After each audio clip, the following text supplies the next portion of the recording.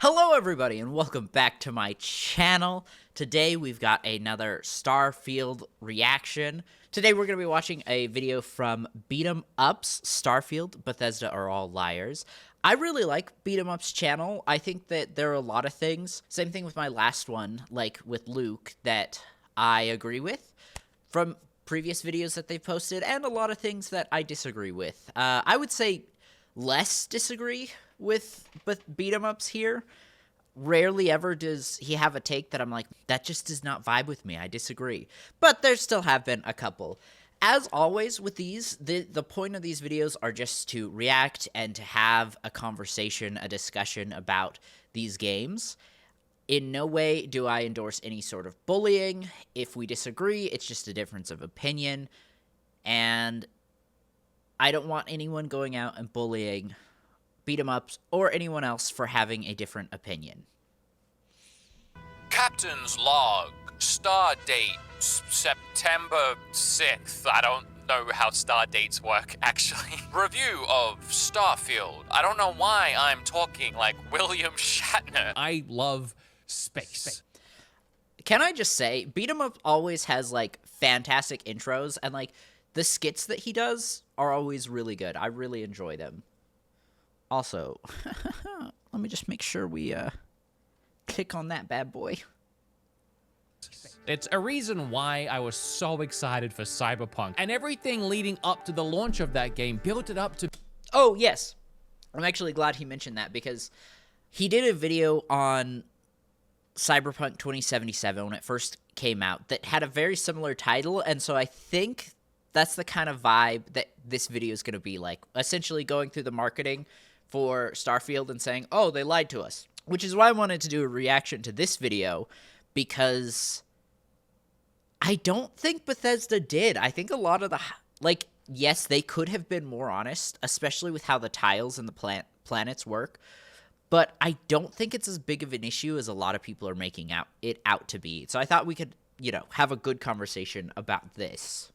To be this incredible cyberpunk adventure that it wasn't. I don't have to rehash all of that, but clearly there was a lot of lies that went on. I feel it happened again. Maybe not so much lies. I called it though. I was right. Look at that. So I completely agree. Cyberpunk 2077 was a disaster at launch. A disaster at launch. If he is going to be saying, like, I mean, he did say it happened again, but if he's going to make it out to seem like it was as bad as Cyberpunk 2077, I am going to lose it. This Starfield is so good. Yes, there are issues, and yes, we should talk about it, but nowhere near as bad as Cyberpunk 2077. And that game's great now, or so I've heard, but nowhere near as bad as it was at launch.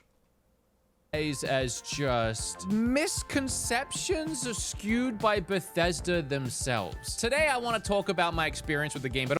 Was it Bethesda, or was it the community? I'm sorry, I've paused this video so many times, and we're only 41 seconds in!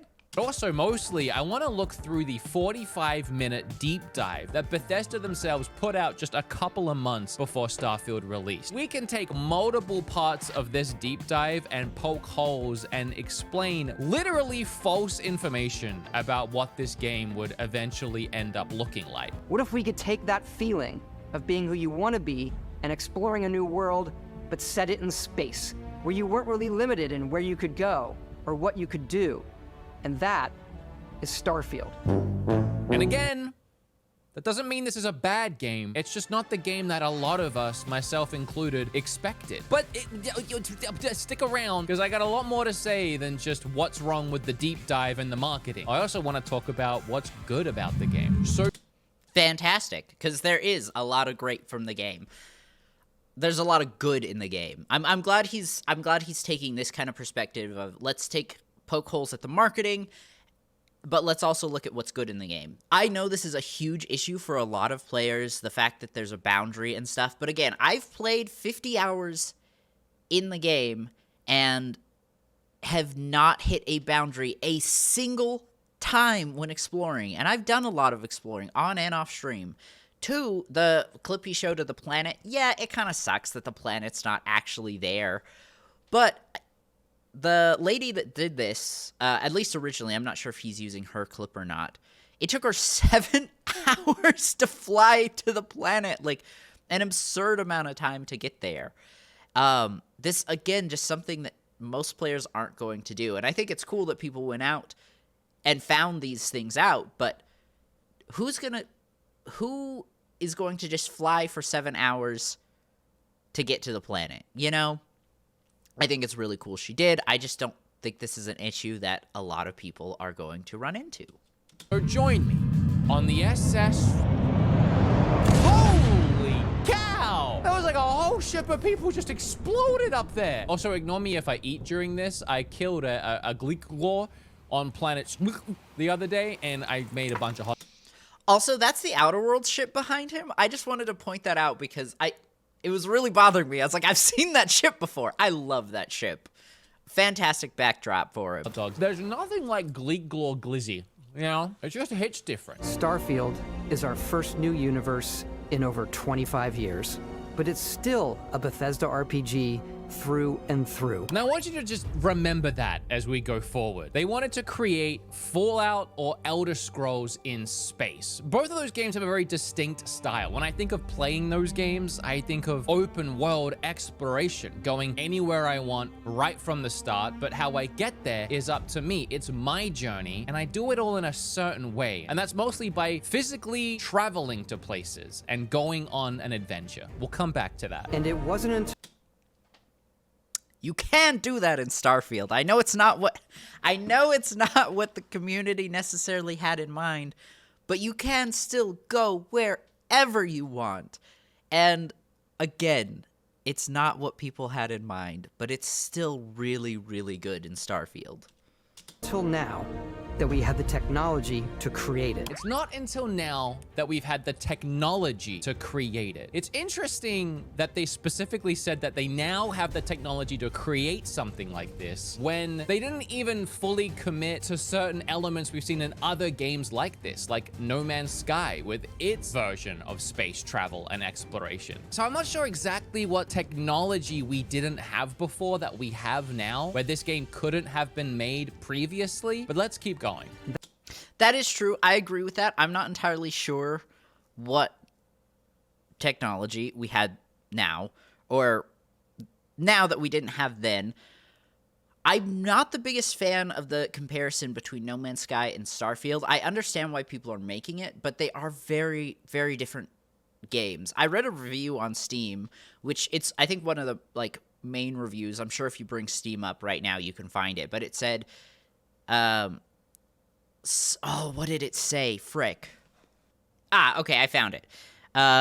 This is by A.O. Henry, and he says, Space is the backdrop, not the playground. And I completely agree with that. And again, I don't think the way Starfield handled it is bad. I think it's still incredibly fun. It's just not what people were hoping for. And I think that's valid. I just want to be completely clear. Like, I am not disappointed by the space travel at all. I'm having a blast with how it works. But I totally understand why people are and the reason that they are disappointed. I think they're very valid.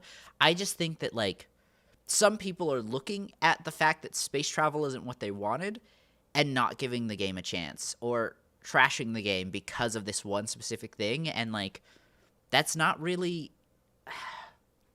I don't think it's a good enough reason...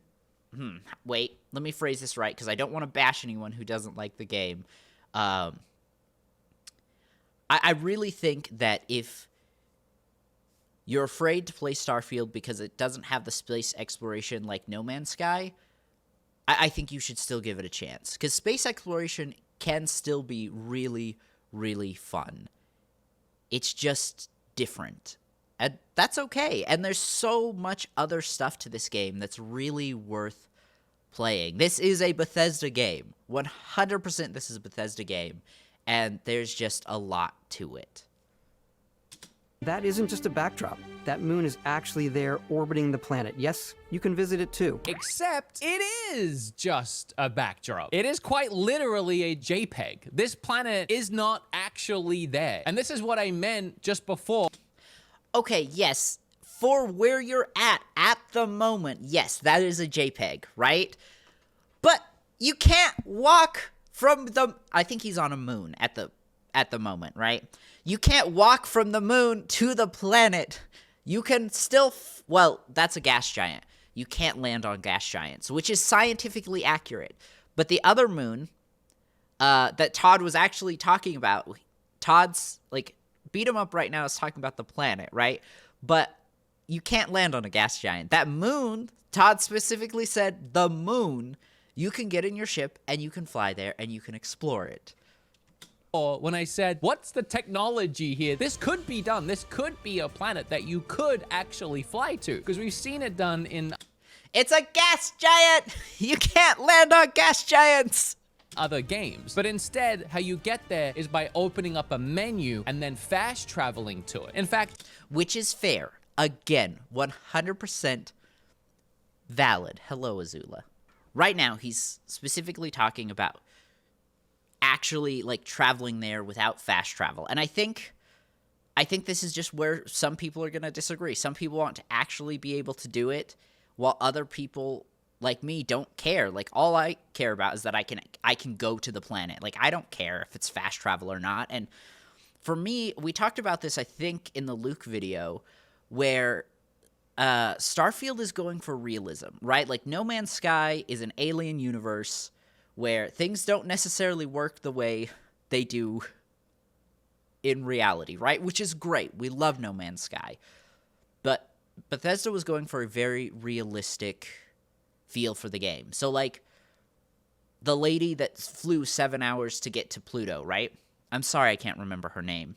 That's what we'd be missing. Like, you want to, like, Bethesda, the universe is how it would feel naturally. And I know this is a really in-depth discussion that people have been having, because some people are like, I don't care, I still want to do it, and other people are like, but it will take hours to get there, right? And I've heard the argument that, like, well, I'm sure Bethesda could just find a way for people to get there quicker, and they did. That's what the grav jump and the fast travel is. I don't know. I'm really torn on this one, because I understand the argument of people who want to just travel from one planet to the other without a loading screen. But at the same time, with the vision that Bethesda had, it would take you an absurd amount of time. And I've heard people use the argument of, well, I'm sure they could just come up with a way that you could get to the planet quicker, right? So a couple things they could do is they could just move the planets closer together, right? But that's not scientifically accurate. They have the grav jumps, which we already talked about. It's their loading screen, fast travel. Something they could do that they've talked about a little bit in the game so far is we've talked about faster than light travel. This is the grav jump, but their characters have talked about if there was a way to travel faster than light without the grav jump, right? Which, as we know, because of our current understanding of science, that's not possible. So what I was thinking is maybe they could have had, like, some sort of, like, near speed of light speed, if that makes sense. Like, not quite speed of light, but almost there. And then, like, for example, flying from the sun to Earth, I think is, like, 8 minutes speed of light. So, you know, roughly around that amount of time. And I think it's like 32 minutes. And again, correct me in the comments if I'm wrong. I think it's like 32 minutes for like Jupiter to here. So maybe they could have done something like that and still kept it within the frame rate of the realism that they're trying to create, but that still would be just a really long amount of time. Like, imagine wanting to fly from Earth to Jupiter and you're just sitting there for 32 minutes. Maybe something you could do, though, would be like, you could do like an autopilot, and that way it's flying between the two, and that way you can like get up and explore your ship maybe. I don't know. I think we're just stuck in this weird place where Bethesda wants realism and players want to be able to travel between these places without loading screens and without JPEGs, and I just don't think there's a good way that they could still fit that vision and make players 100% happy, if that makes sense. This has been a 20-minute video, and we are only 3.5 minutes into his video. I'm going to try and talk a little less. If you tried, it would take several hours to actually even get close to the planet. There are people on Twitch, like Alana, who have done this. Yes, it took her 7 hours to get to Pluto, and she just went through one side and out the other. I mean, I think this one is just realism. a lie. The combat and gunplay in the game is extremely basic. Every time they show it, even in this deep dive, they kind of hide how unexciting it is behind multiple camera cuts and then constantly switching between first and third person to make it look more cinematic and actiony. If you actually watch what's happening, it's just a lot of jumping and pointing and shooting. And one of my biggest complaints is brain dead AI. You can I disagree. I think the combat is really fun. I've loved the combat. It's one of my favorite parts of the game. This really just comes down to personal opinion. I do agree on the AI. I wouldn't say it's brain dead, but I do think it could be smarter. Stand in the middle of gunfights for an exuberant amount of time, just taking damage like a bullet sponge before you actually need to start playing the game. Sit somewhere. Oh! Okay, they didn't care about that. Oh, nope, just kidding. I'd never. Dance. Dance. Oh, that did it, though. That was too much, I guess. We love to pack a ton of detail in every object, from all of your weapons, to spacesuits, to food. We just obsess over the details, and food. We obsess over food. This is by far where the game shines. It's very pretty, extremely detailed. The hours. I'm sorry. It looks so bad in my recording, but it does. I promise it looks way better than this when you're actually playing it. Huh. I done messed up here. That must have gone into building the environments, the worlds, and the little knickknacks you can pick up, the guns, the suits, the armor. This is a whole undertaking in itself that probably took the entire development time of this game, which kind of explains maybe why the overall vision of wanting the Fallout and Skyrim experience in space didn't quite get connected all the way. I disagree. Again, I personally think this is a Fallout or Skyrim in space. Is it necessarily what we thought? No. But we still love it. Looks fantastic. The lighting is incredible. Here, you can plot a course to ones that are light years away.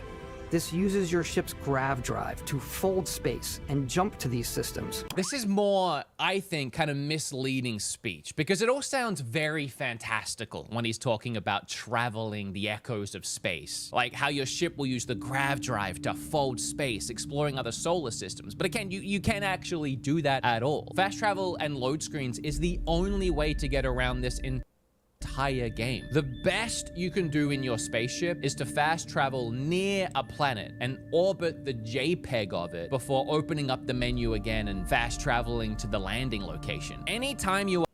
Okay, yes, he is completely right. That is how it works. But I do think the grav jump is still magical. It's still mystical. It's still really fun to do, especially once you figure out that you don't have to go into your menus to grav jump. Again, it's not 100%. Sometimes you do, sometimes you don't. But man, the times where you don't just feel so good. And again, this is true. You have to fly around a JPEG, which is kind of annoying, but at the same time, like, it's still really fun to be there. And there's a ton of unique encounters that you can happen around this JPEG, you know? And I think that's where the real fun of the game is. are actually in space. You either fast travel there because you're heading somewhere, or you're gonna do a mission somewhere in space. It'll just bring you straight to the mission point. It's all a previously selected location that you plot a course for, and then you just load into. It's all cutscenes. Do you do any space travel? That's a little sad. It's another reason why the ship doesn't feel like it's actually moving at all. In fact, With Fargo, the new No, virtual assistant no from ads. Fargo. This is a here's top sponsor. speed. See, here's the thing that I disagree with. He said, do you do anything in space travel? Or do you get to do any space travel? That's sad. I don't think the space travel is what's fun. I think what's fun is what happens when you actually, like, grab jump to a system. Like, when you grab jump to a system and there are bounty hunters there waiting for you. That is so fun. Especially, like, there's multiple of them and you can destroy a couple of the ships and then you dock onto the last one, go inside, kill the bounty hunters, and then you steal that ship and it's either yours or you can sell it or you can do whatever. Like, that is the fun. I think what Bethesda did was they just cut out the travel bits in between the fun, which some people aren't happy about. Me, I actually really like. Like, I don't want to have to, spend 7 hours flying from one planet to the other. Like, I just want to grab jump, go fight some bounty hunters, land on the planet, have a great time.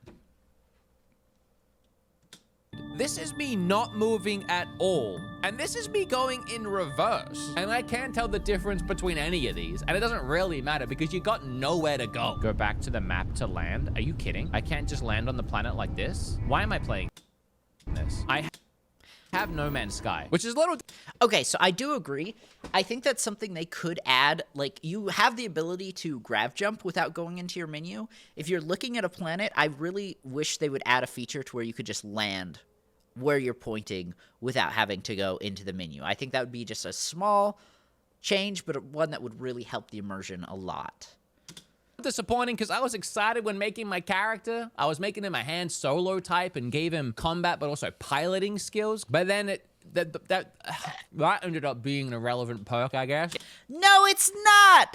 I'm sorry. I'm yelling not because I'm mad, but because I disagree. It's not an irrelevant perk.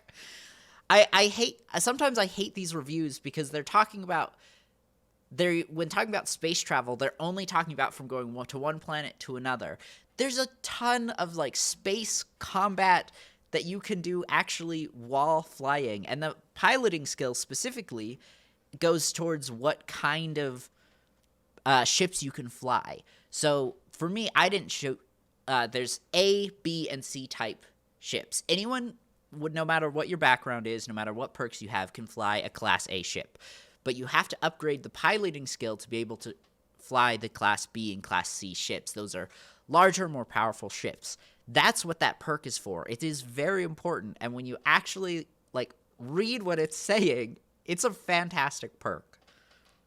It makes it feel all less connected and far more disjointed. The best way I can describe this is like when you move somewhere new for the first time where you haven't lived before and you Google Maps everywhere and you rely so heavily on Google Maps that when you don't have it, you realize how lost you are and you have no idea where anything is in the city around you. And that's this game. I fast travel everywhere because I have to, and I don't know how any of it is connected. But that's the fun of it all. That's the Skyrim and Fallout Yeah, of it there all. we I've go. never Hell played yeah. an open adventure game before with fast traveling where I didn't have to actually go somewhere the first time before I was allowed to fast travel there. That's usually a staple in games, which is probably a perfect time to show you this. Create a character you want and explore with unparalleled freedom as you embark on an epic journey. Unparalleled freedom, meaning this has never been done before. An unparalleled experience. I need you watching at home to understand what I took from that, because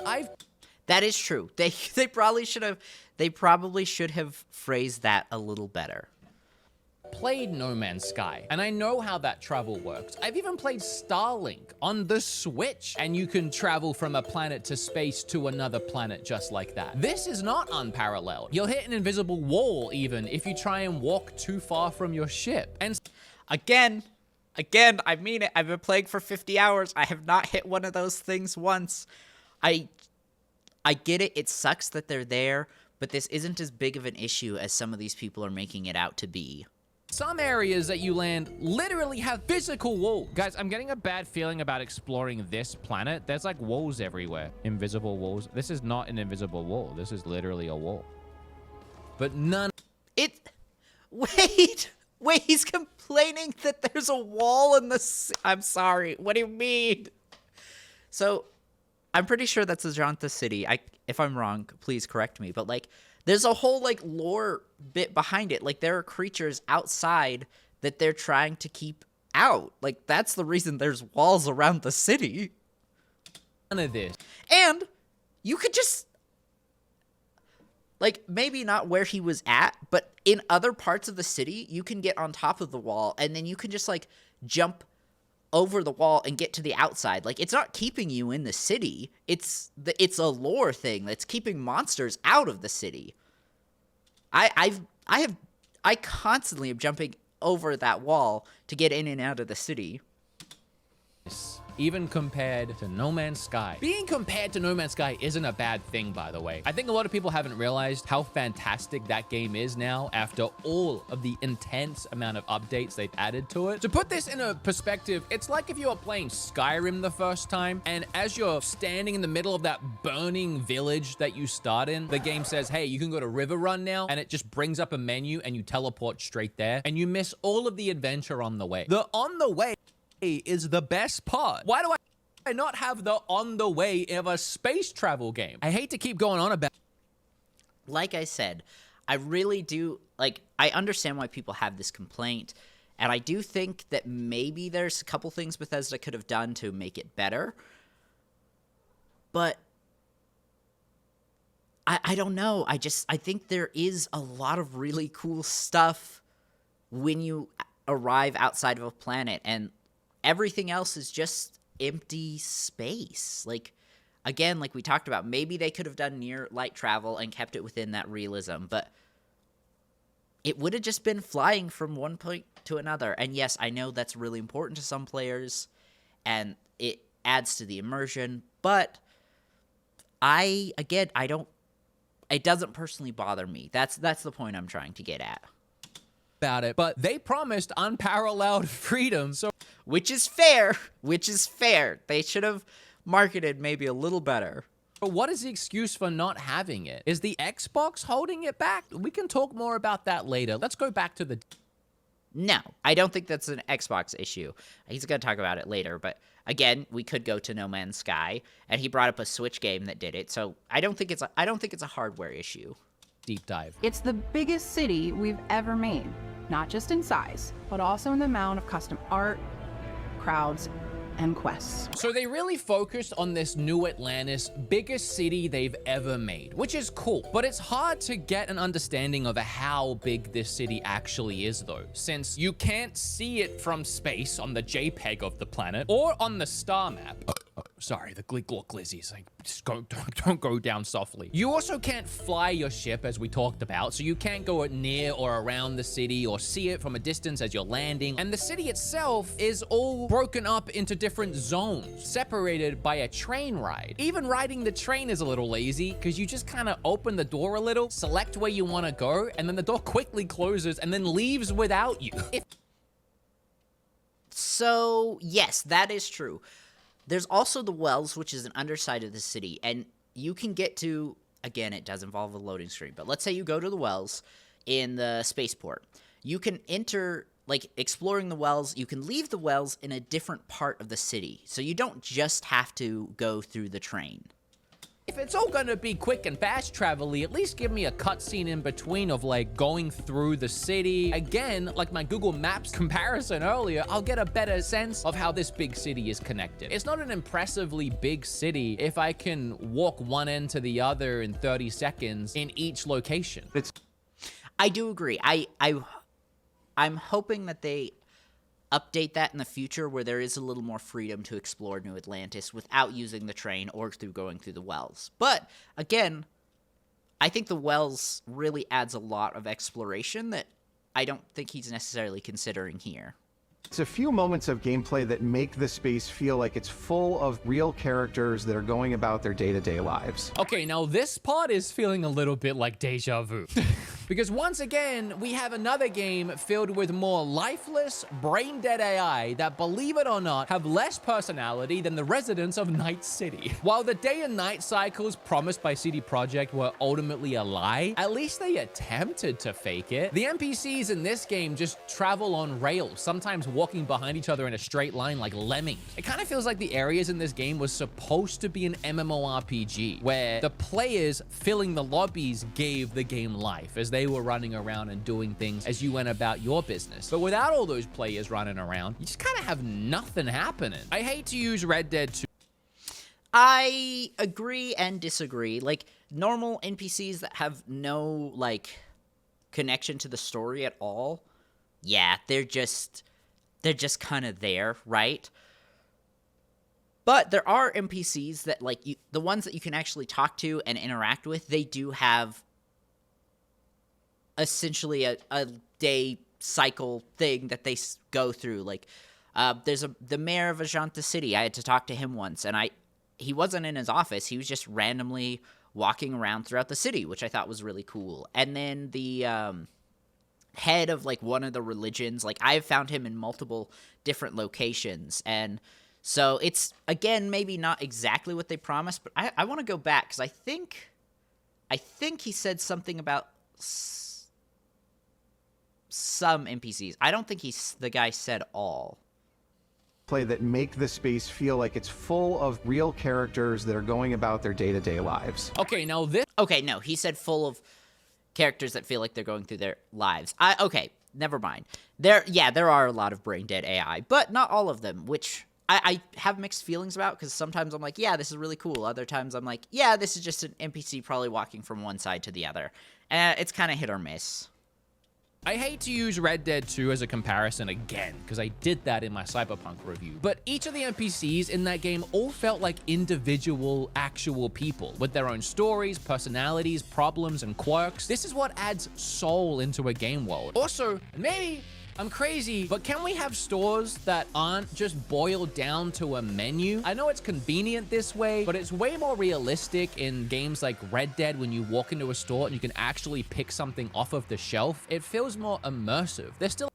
I completely agree. I think this could have really helped Starfield out a lot, especially because we already know that, like, they have the physics for each individual thing. Like, you can pick up a potato, and, like, there's that one clip with the guy who filled his cockpit with potatoes, then he fast traveled off his ship, went back in, opened the door, and they all, like, started falling out. Like, I definitely think this is something that could have been achieved within Starfield. A catalog you can breeze through if you want, but you walk into this store in New Atlantis and apparently it sells armor, guns. It doesn't look like that by being in here because there's no merch anywhere to be seen. It looks more like a high-end jewelry store.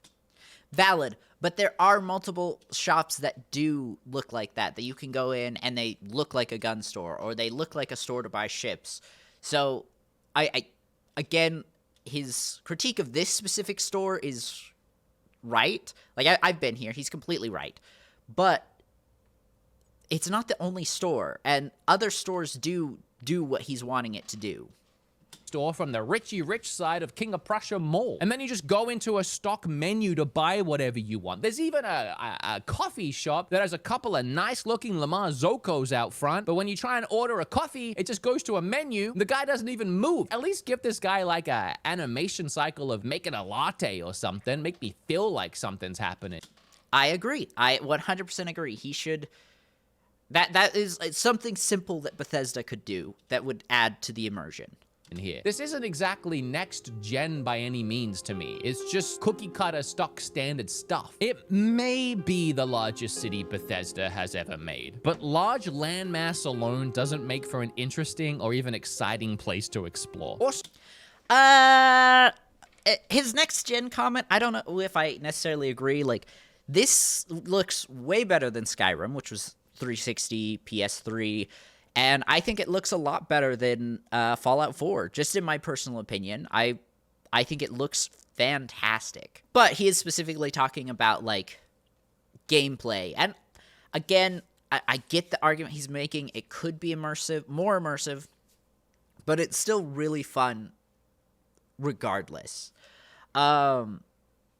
So in this massive game with thousands of planets, there's only 4 cities throughout the entire game's universe, and then 5 smaller towns and settlements. Now, I'm not sure if they decided on 4 cities because they wanted to have at least as many as what Mass Effect 2 had. It would suck if they had less 13 years later. I dislike that this game also has nothing to do. Okay, the city's comment is valid. There's not a lot. I do think they should have more, and I'm hoping they add more in the DLC.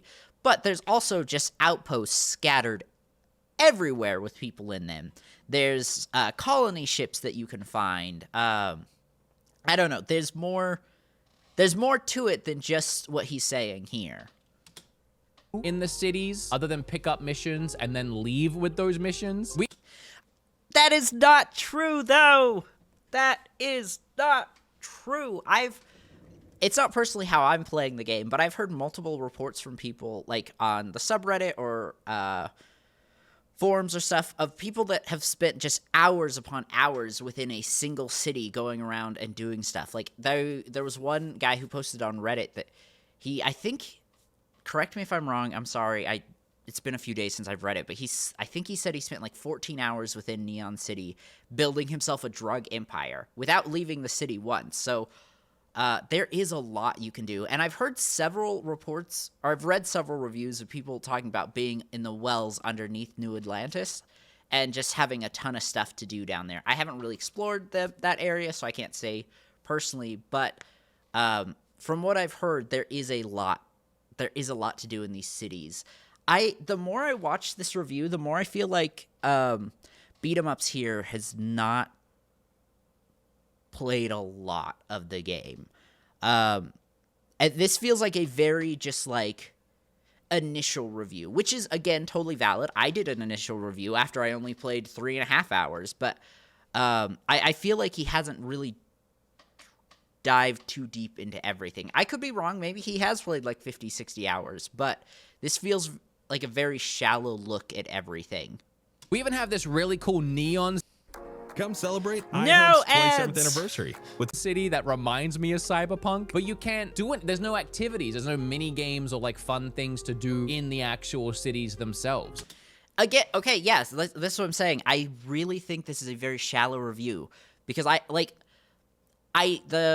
so I said I hadn't encountered the drug selling thing yet, but that's not entirely sure. I actually started that mission because in my playthrough, there was a guy who was being arrested by the police, and I wanted to help him out. And it started this quest, and I was like, well, that's not kind of I didn't continue it because I didn't want to. That's not what I'm doing for this playthrough. Like, I'm playing a very good character. I'm playing, like, a bounty hunter, a pirate hunter. That's the vibe I'm going through. So I didn't personally do it, but I have started it, and it's all just, like, talking to people within the city. I mean, at least in Cyberpunk, you could bang a robot, you know? There was one thing you could do. This game has 0. I feel like we should take a pause here to explain what I meant by the title and also talk about why the game is good. The main story is a little... Well, I'm not going to say anything bad. Let's just say it's not for me. The start of the game feels really rushed, and yet somehow... I agree. Like, you get your spaceship really, really fast. Barrett just gives you the ship. He's just like, yeah, I'll take your job, and you take my job. It was very rushed, and I find it... Maybe it probably could have been better, but I do think it's funny how it all works out. But... he's completely right. Very rushed. Also painfully slow. Mostly everyone agrees that the game starts slow and takes a while to get better, so I feel like we might have another Xenoblade 2 situation. I kind of... like, I do think it's a slower start, but I don't think that's a bad thing. Even with the slower start, I still had a ton of fun. It's the most fun I've had with, like, the first 5 hours in a Bethesda game. Or it's the most fun I've had in a Bethesda game in the first, like, 5 hours, if that makes sense. on my hands right now. Here's the thing. 5 hours in, I was done. It was so insanely boring. And I had realized that I was wrong. It wasn't the amazing, unparalleled adventure I thought it was going to be. It was something that I'd played a dozen times before. But I have to admit, something changed. So the part of the video... Hell yeah. See, I feel like this is going to be like a regular thing for a lot of people. I didn't play Skyrim when it first came out. I played it a couple years later, I think. I still played it on the 360, but the stupid giants kept killing me, and so I quit and didn't give the game the full try that I should have. But I did hear a lot of people complain about Skyrim when it first came out, and now it's this like massive global hit. But this right here, I think, is happening with a ton of people. They go in, they see just the very basic look of the game, and they're like, oh, this sucks, I'm not going to play it. But when you really get into the weeds of it, it's like absolutely amazing. And again, I want to just clarify, like, I've heard a lot of people saying like, oh, it gets good after 5 hours, it gets good after 10 hours. That wasn't my experience. I had fun from the very beginning, but I do agree it was a slower start, but not a bad start, in my humble opinion. Where I'm talking about the space being boring, I decided I would film some extra footage for that and just show that there's nothing to do up there. And while I was filming it, there was nothing to do up there. But I decided to film some footage of landing on a random... I'm so confused, though. Like, there's so many encounters that you can get while in space. Like, I'm curious. So they are random. So, like, I think when you grav jump into a solar system or whatever... There is a chance you'll get nothing. There's a chance you can meet a ton of different characters. Like, I wish the wish list was larger, because where I'm at now, 50 hours, I am starting to see repeats. But I mean, I think it took me like almost 40 hours before I saw a repeat encounter, at least one where I had to talk to people. I saw a couple repeats, like where, I jump into a system and I'd fight some pirates. Like, I saw that a couple times, but that was more combat. It was fun. It didn't really bother me. But, like, so I just want to clarify. When I hit the, like, maybe 30 to 4 hour mark is when I started seeing repeats of, like, there's an elderly lady you can meet in space, and she invites you over to, like, have dinner. It's one of my favorite encounters because it's just so wholesome and sweet. And I've had that twice in 50 hours. Again, just to clarify, it was a repeat, but twice in 50 hours. So I'm curious what he's going to say next, because I'm wondering if he just had bad luck. Because like I said, there is a chance that there is nothing. Like, you just jump, you see the planet, and you go to the planet. But there's also a chance you get one of, like, a ton of really cool options. So maybe he just got really unlucky and just had a bad string of nothing encounters. I don't know what Bethesda's, like, internal percentages are. Like, I don't know, maybe it's like 5% there's nothing, 5% it's the grandma, 5% it's mercenaries, 5% it's tourists, 5% it's bounty hunters, 5% there's already a battle going on, 5% it's traders, 5% it's the ship warranty guys. Like, there is a lot. That's just the ones I could think off the top of my head. So I don't know what the math in those numbers look like, but I think it would technically be possible for you to just, like, jump to every space, like, every planet, and not encounter anything. I just don't think it's likely. Planet and showing how barren it was going to be. And then I got this glitch where I couldn't fire my gun anymore. And I found a fix where if I hacked into the code and just changed my gender, that fixed it. It wiped my character's face, but I was able to shoot now. That is really weird. That sucks. Have not encountered that personally, though. Still wasn't going well initially, as the first place I found was the exact same place from the deep dive trailer. The one place I find I've already seen. So that I don't think is a bad thing. Bethesda was very specific with the clips they used.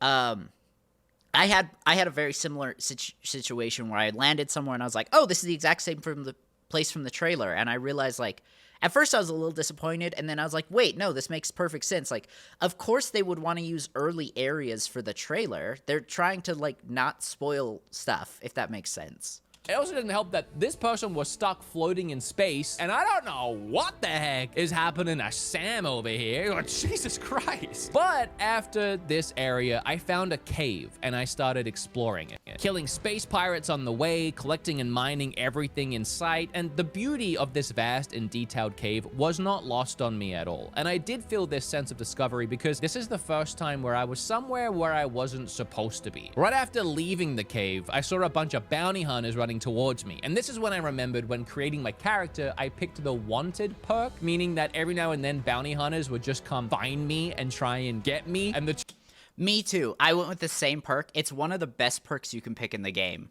trade-off was that I had extra damage when I was low on health. I thought that was a cool quirk to my character. So these guys were coming to bring me in. So I failed to persuade them not to, and then moited them all. And once I did that, I figured, well, their ship that they came in, that would be mine now. After going on board and wiping out the rest of the crew, I discovered I couldn't actually take the ship because I wasn't skilled enough to pilot it. Turns out, on the skill tree, you need to level up and get to the point where you can pilot higher grade ships. Okay, cool. So I went on that long rant about how piloting works for nothing. One way to earn this one was to kill 15 ships in dogfights, which I hadn't done yet. The fact that I wasn't a good enough pilot gave me something to aspire to. Hell yes. Sorry. Come here, Zerla. I love you. Come watch this video with me. Yes. Okay, cool. I think he's getting into the, like, here's what I initially had problems with, and here's how I realized that, like, maybe they weren't such a big deal. I kind of wanted to go and do some missions, earn some experience, kill some things in space, so that I could, in the future, steal a ship like this. And from here, I ended up glued into a 5-hour marathon session where I had fun the entire time. And then I was supposed Hell yes, this is the way. This is the way. to do my first baby debut mission for the Vanguard. Ended up being an outpost that was complete. Everyone was dead because there was a loose terramorph there, and I had to run around turning on these automatic lasers, and it felt like I was in an Aliens movie. There was a cutscene where the terramorph was like ripping into another alien, and all this time I'm getting XP and money. Yeah, I guess this game can be pretty fun. It really started. Yeah. I haven't done this mission, but I've heard so many people talk about how cool this mission is, and I really want to get into it. And I think this is an issue that a lot of people have, and this is why I get so passionate about reviews like this, because he spent the first, 10 to 15 minutes talking about how the exploration wasn't fun, and then when he really got into it, it was amazing, right? And I'm worried that a lot of people are going to watch those first 15 minutes and say, oh, well, the exploration wasn't fun because I can't fly from planet to planet. I'm not going to play it. And I know this has happened because I've read multiple YouTube comments specifically where they were like, oh, well, now that I've seen your review, I don't want to play it, which is valid. That's their personal opinion. But I really do think that people are letting this whole space thing get in the way of them playing a truly amazing and beautiful game. And again, I know I've been kind of harsh on it, but I really do understand why people are disappointed. They have every right to be disappointed with this. But there's just so much more to the game, and I think if you can look past this one thing, oh, that's such a bad way to phrase that, because then you could counter, like, I shouldn't have to look past it, like, it should be just better, and that is a fair argument too. But how do I phrase this properly? You don't need because I don't want to make it sound like I'm bashing on people who are upset about the space exploration, because you have every right to be upset. It's your personal opinion, you're allowed to have it. I just wouldn't let that get in the way of you experience this really good game. I'm sorry it's not what we wanted, but it's still really, really good. To feel. Also, sorry, he's talking about how Bethesda lied. That's the whole point of this video. But at the same time, they were very clear that you couldn't, they told us beforehand that you couldn't fly from planet into space. We knew that going in beforehand. Todd, in an interview, specifically said that there were tiles built around the planets. And I will admit, he did tell us about the tiles. He did warn us about it. he did not specify that there were borders blocking you from going in between the tiles, right? He should have been more clear on that. But I just think that Bethesda was, besides the whole tiles thing, like, they were clear on space travel and how it would work.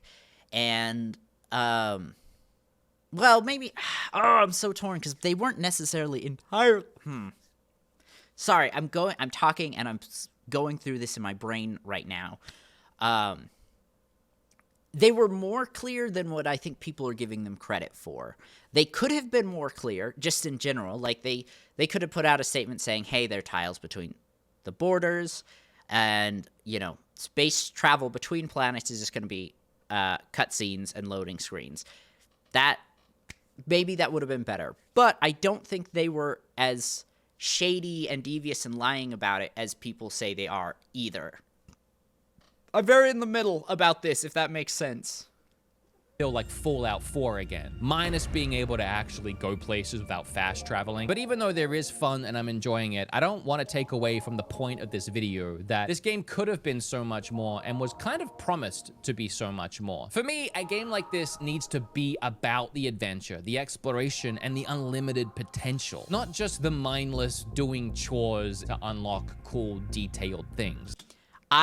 Okay, that I disagree with. I want to listen to that again, because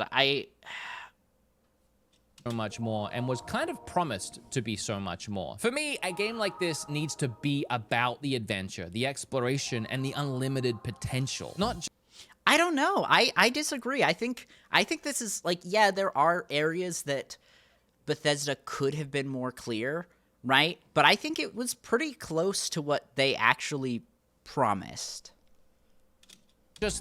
And it's not just, and I disagree with the chores comment. Like, yeah, you can go out and mine stuff, right? But, like, you don't have to do that. You could go be a bounty hunter. You can go join the Crimson Fleet. You can go become a drug dealer. You can go become a debt collector. You can go become, like, an Amazon delivery driver.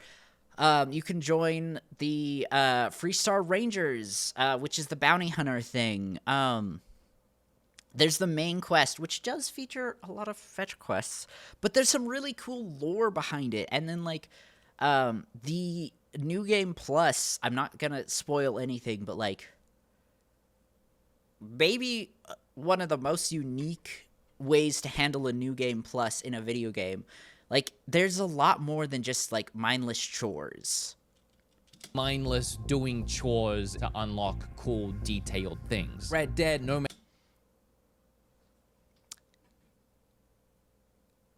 Again, to unlock cool things, like, you don't have to do any mining to unlock your ships. Like, I just was running around doing fun quests, and I made, like, 120,000 in credits, and I put pretty much all of that into my first ship, and then I went and did a bunch of other side quests and used that money to build my second ship. And so I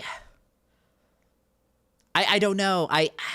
I'm really torn because, like, yeah, there is a lot of mining, and you need to do that for, like, your outpost building, or you could mine to, like, sell stuff and get extra credits. But, like, you don't have to. You could, I think it would be a little harder, but you could probably do outpost building without mining at all. Like, mining is definitely the best way to do it, but if you just, like, steal from people, if you're a pirate, like, you go to their ship, you can steal their cargo. Or if you just blow up their ship and steal what they have that way. Or you can buy some resources. Or a lot of the stuff for, like, the crafting that you need for, like, weapon and armor upgrades. Actually, I'm not even sure if you can do suit upgrades. I haven't checked yet. Again, I'm 50 hours in. I haven't even checked on the suit upgrades. You can do all that without mining. Again, it probably is harder, but you don't need to. It gives you options, and I love that. Man's Sky, Tears of the Kingdom, even Baldur's Gate 3, which I haven't talked about yet, but I am loving. These experiences allow players to interact with the game any way they want. That's what a game like this needs to be. On top of all the story and the lore and everything that does give it merit, that's what would propel this game to be a genre-defining game and something truly special. Some things that would help on top of that, I wish the story was delivered slightly more dramatically. We have characters that never move from a single location, dead staring into the camera lens, poorly reading off lines from a script with little to no expression on their face, and it's nowhere near dynamic enough to keep my ADHD goo-riddled brain entertained through the slugs of dialogue options. I agree, disagree. It could have been a little better, but I don't think it's as, at least personally, it wasn't as big of an issue for me. You compare that to a game like Baldur's Gate 3, which has some of the best voice acting I've heard in gaming with interesting and at times hilarious dialogue options, each of which can lead to several varying outcomes. If I want to talk about unlimited freedom and choice, you can do literally whatever you want in Baldur's Gate 3. And I agree. Baldur's Gate 3, from what I've heard, has way more options than Starfield does. But I don't think... I'm getting the feeling that he hasn't spent a lot of time in Starfield, because you can do just so much in Starfield. Maybe not as much as Baldur's Gate 3, but there's still a ton of options. And on the voice acting side of it, let's be real. Some of the voice acting in Starfield is not the best, but there are also... But that's not all. Like, there are also just some phenomenal points of voice acting in Starfield. And I'm not going to spoil anything, but there are some things that happen in the story that, like, literally had me in tears. Or there's just, like, one moment that's pretty late in the story after some really emotional stuff happened that is just, like, it's so slow, but, like, in the exact way it needs to be. Like, it's very somber and, like, chilling, and I'm thinking about making just a whole video on that specific moment, because it just was so good. And so I think he's not, again, I'm not sure if he's made it that far in the game, and so, you know, he may not know that it's there, right? Just to give him a little slack, a little credit, but, again, not all the voice acting in Starfield is perfect. I 100% agree with that. But there are some fantastic voice acting from, like, main characters and side characters. Whole-ass main characters you can just kill right from the start, or you can romance everyone, party up with who you want. Every solution has multiple outcomes. It's always your choice. The game never tells me no. It's very similar to Tears of the Kingdom. In fact, I think Baldur's Gate 3 is the Tears of the Kingdom to the RPG genre. It is as free, as open as Tears of the Kingdom was. Blech, it's so good. Playing that and going straight to Starfield was a little rough. Let's get back to the deep dive. When you leave a planet and head into space, you'll be navigating asteroid fields, having chance meetings with interesting strangers, dogfighting in space, and exploring derelict ships. I find this part kind of humorous. They're listing the things you can do in space, but they literally list the only 3 things you can really do: navigate asteroid fields, dogfights in space, and exploring ships. I actually can't think of anything else you can do up there. This is just kind of their way of... That is not true, but also kind of true. I guess when you really look at all their options, they do kind of fall under those 3 tiers, but there's so much more nuance to that. Like, minor spoilers, there's a group of colonists that you find, that you go on their ship and you talk to, and then due to some reasons that I won't go into, they're kind of stuck where they are, and you have to go on this quest line to help them. So yeah, technically that falls under the, like, exploring a space station or spaceship thing, but it's more than just going to a space station and walking around. There's a space casino, again, kind of falls under that, like, exploring a space station thing, but there's just a space casino that you can go to. The grandma example that I brought up, yeah, you go on her ship, it falls under that, but there's diversity in that. And then the dogfights, like, there's different reasons to why you are dogfighting. Like, sometimes you're fighting space pirates. sometimes you find a ship that you want to be the pirate. So you enter a dogfight so that you can attack their ships, shut down their engines, get on their ship, and go kill them and steal their ship, or you just blow them up and steal some of the cargo they had that way. Again, it all falls under, or like you jump to a system and there are bounty hunters that are after you. And so yes, technically they all fall under the dogfight thing, but there's different reasons behind it. And then the asteroid fields, like, I don't know, you just explore asteroid fields. And that's not even the only, like, things. Like, there are encounters, like I said, there's the extended warranty guy that just shows up and is like, we've come to contact you for your ship's extended warranty. That you just talk to them, and it's totally just random, but it's funny, and I love it. There's another encounter where you just encounter some random tourists in space. Like, I think I was leaving the planet, and I got into space, and they were like, hey, we'd like to ask you some questions to learn more about you as, like, this cool space captain. And you just, like, you get to talk to the person flying the ship, but then you also get to talk to just, like, random people in the ship. They all have different questions. Like, there's one guy who's I think he asks about, like, space combat and fighting pirates, and then there's another lady who's trying to flirt with you, and then there's another lady that asks about just, like, the exploration side of it, something like that. It's been a while, I can't remember it exactly, but, like, there's just so much more to space travel than he's giving this game credit for.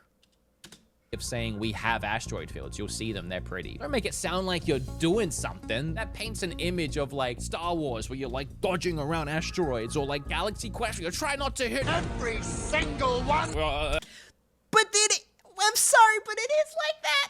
It is like that.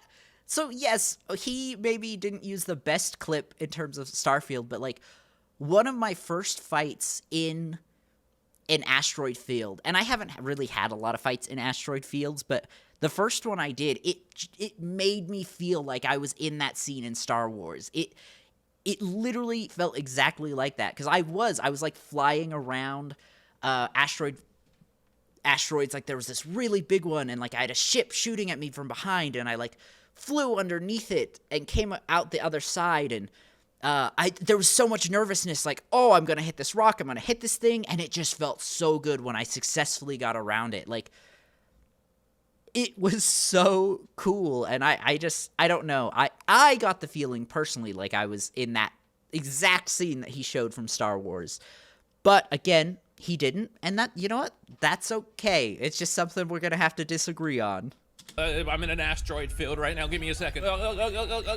Comparatively, you have No Man's Sky. It does have asteroid fields, and it's more exciting when you accidentally end up in one, because it's usually when you're trying to go from A to B, and you do have to navigate through them. If you don't want the No Man's Sky comparison, it's kind of like in Sea of Thieves, where you go and you find a bunch of loot, and then you just want to take it back to an outpost to sell it before something sinks your ship, and then a Kraken decides, no, hold on, I'm gonna ruin your whole ass day. It's way more exciting. It's about the...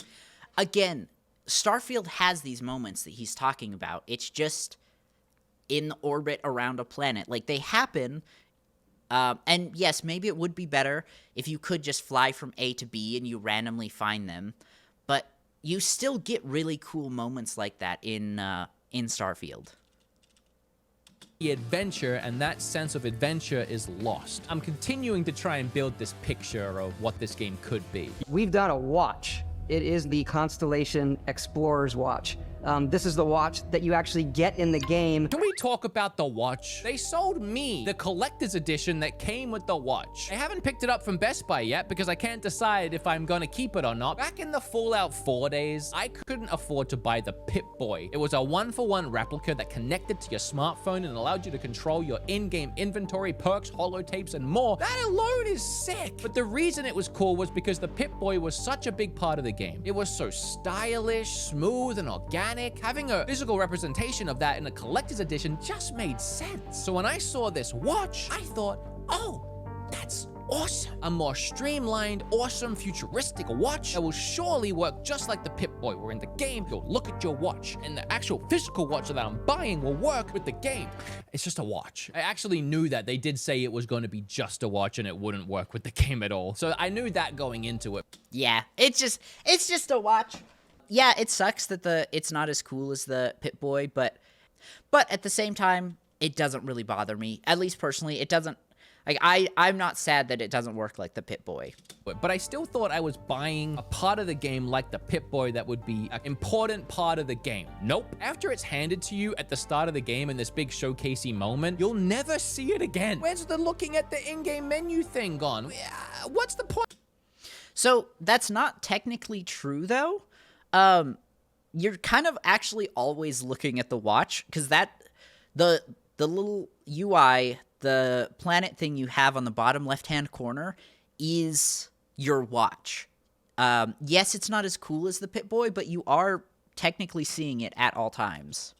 Point of the watch? I can only assume that they added the watch so that they could sell it physically in a collector's edition for $300. I don't know why else they would do this. The only way the watch is reflected Yeah, look, sorry. in the game at all physically is the HUD in the lower left corner of the screen. But it's not the actual watch. It's a digital representation of it. And Right. And maybe it would be cool if, like, you had a button to where you could, like, actually look at the watch to see. But again, doesn't really bother me. Like, it's there. You can look at the watch whenever you want. I honestly never even look at it. At this point, I've come... I look at it all the time. It shows you the time of day. It shows you your oxygen and your carbon dioxide, I think. It also shows you any, like, status effects that you might have. So it is useful. Again, it's not as cool as the Pip-Boy. 100% not as cool as the Pip-Boy. But I still think it's cool. Covered everything they talked about in their deep dive showcase, and aside from story spoilers, they really did deep dive into everything the game had to offer, and I think that's because there's not really that much to sum up and talk about. I disagree. I 100% disagree. There's a lot more to this game than he's giving it credit for. Make it seem like there's and more, but there's not really. I also want to make a bold assumption here and take some of the blame off of Bethesda. I don't think this is Bethesda's fault. Again, they are kings of travel. I'm sure they've heard of No Man's Sky and know that flying to a planet physically is cooler and more fun than just not being able to. It was clearly a conversation they must have had at some point. So why isn't it there? And my bold assumption is Xbox. This is all my own speculation. I disagree. I think that I think it can handle No Man's Sky. I probably would have been okay. I don't think this is a hardware issue at all. I think it was I really think it comes down to they wanted to do realism, and they weren't sure how to do that and make flying from one planet to another planet for 7 hours fun. And so they just said, hey, let's skip that part because we think it's boring, and just jump players straight into the fun. That's my opinion, but I also could be wrong. But hear me out. On the Xbox Series X, the most powerful version of Xbox, it's still locked to 30 FPS. So knowing that fact alone, I don't think it's a stretch to say if it can't handle what's already here above 30 FPS, adding in something like seamless space travel and exploration and loading into a planet without a load screen would be a stretch. I don't think the Xbox can handle it. Okay, maybe. Maybe. So I do think something, this is just my personal opinion, I think Starfield does look way better than No Man's Sky. I think aesthetically that, like, No Man's Sky might have a better theming. Like, it is more colorful, more alien, if that makes sense. But I do think that Starfield is a much more realistic looking game, in my opinion. But I don't really know much on game development, so I could be wrong. Why else is the biggest city Bethesda has ever made, obviously very proud of, broken up into several smaller chunks, unless it's just they're not able, or they weren't able to find... Wait. Is that the proud of, broken up into several smaller chunks, unless it's just they're not able or they weren't able to find. Okay, I think I know where he's taking this clip from, and a lot of people have been taking this clip out of context. I think it's the, what is it, Devolver Digital? No, that is a that's a game company.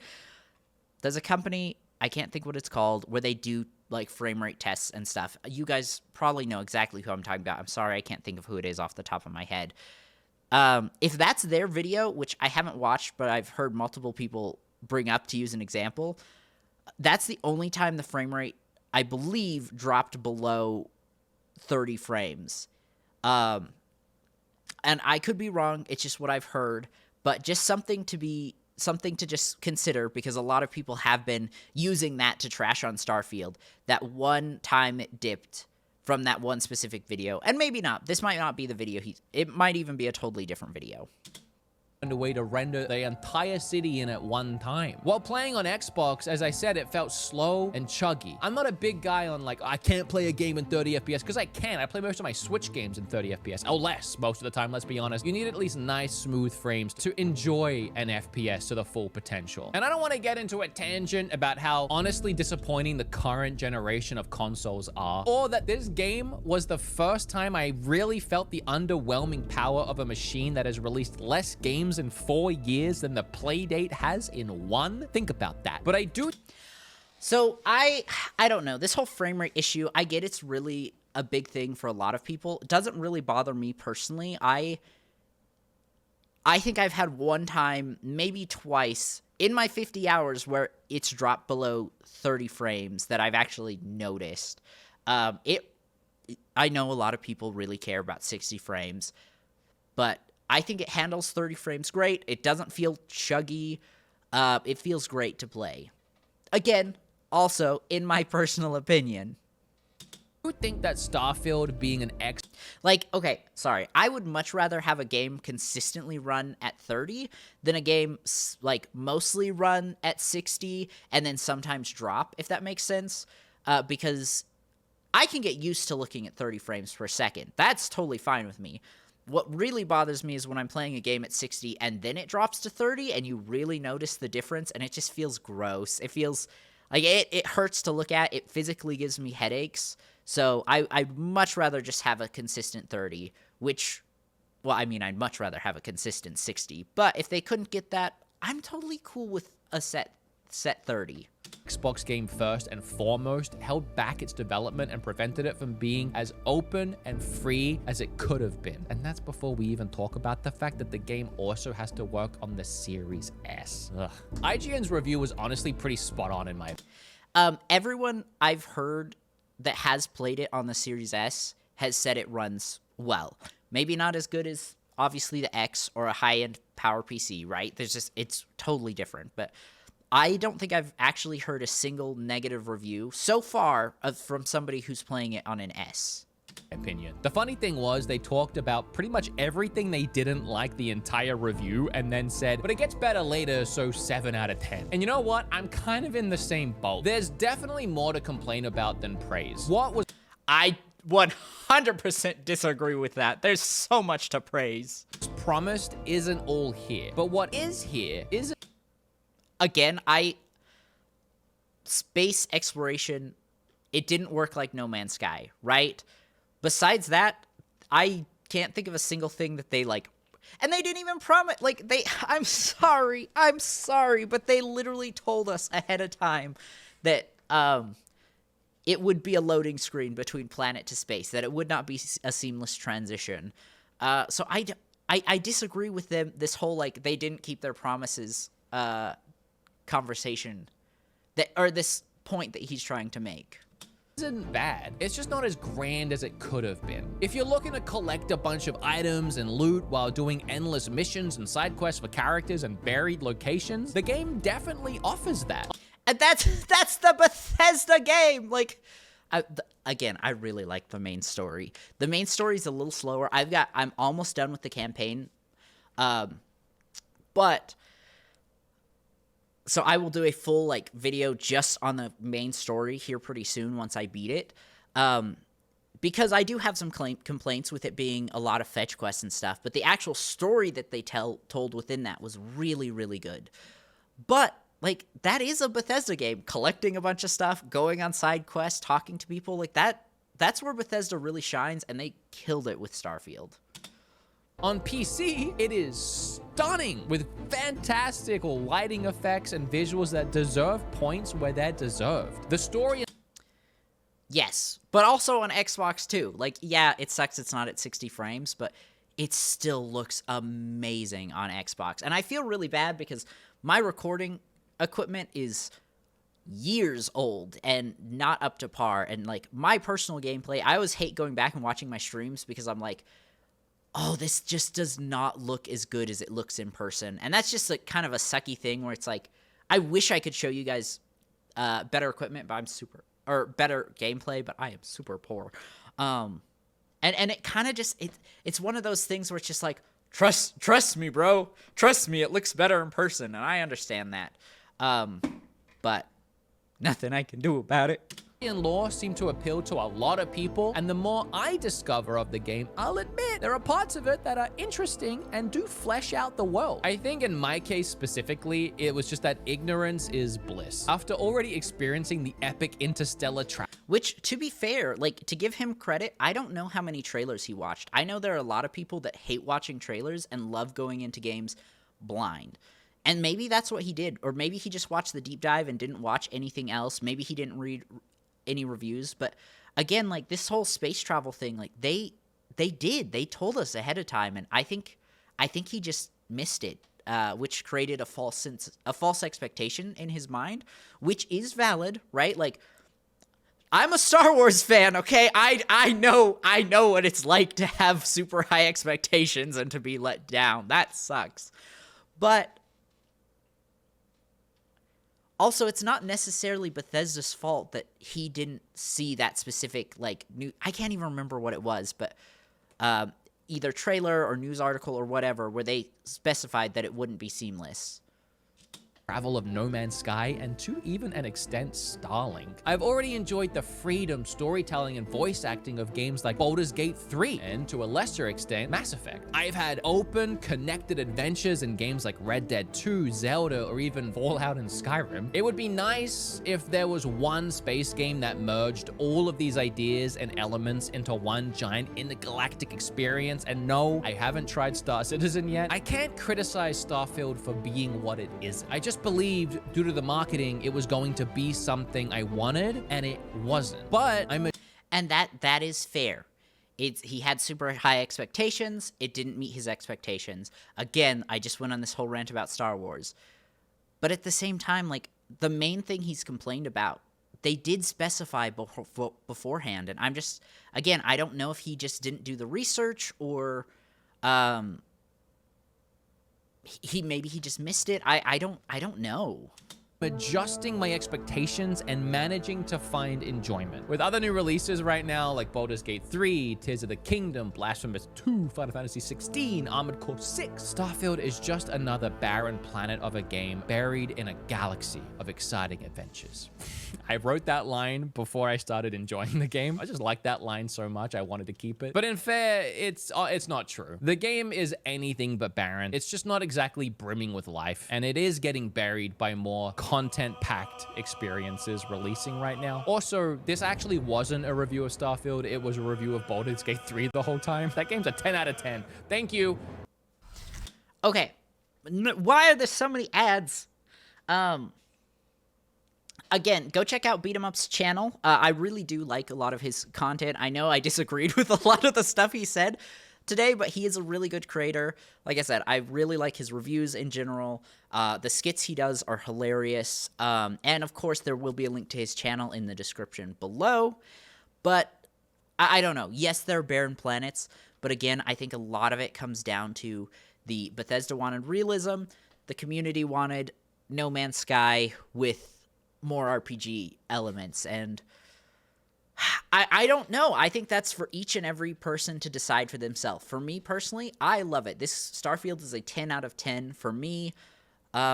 But also, it's totally okay if Starfield is just like a 3 out of 10 or a 0 out of 10 for you. Like, not everyone's going to love this game, and that is totally okay. The last thing I want you guys to take from this video is a sense that I think you're wrong for not liking it. Like, I totally understand why people don't like the game. I just don't think that Beatemups here has necessarily played enough to really experience everything. Like, there are a couple times he talked about stuff like the walls in Ajanta City where it's like, where it just really felt like he wasn't exploring enough to realize, like, oh yeah, you can just jump over the walls. Like, they're a lore thing. Or like his comment about the asteroid fields, or not being engaging enough in dogfights, or there was one more I wanted to talk about. The city comment, talking about things there wasn't enough to do in the cities. It's comments like these that just make me feel like he hasn't necessarily explored enough. Maybe he will explore more and it still won't be what he's wanting, but I just think there's a lot more than what he gave credit for. Again, anyway, thank you guys so much for watching. Go check out Beatemup's channel, link in the description below. Don't forget to like and subscribe, and I'll see you in the next one. MotherGoose out.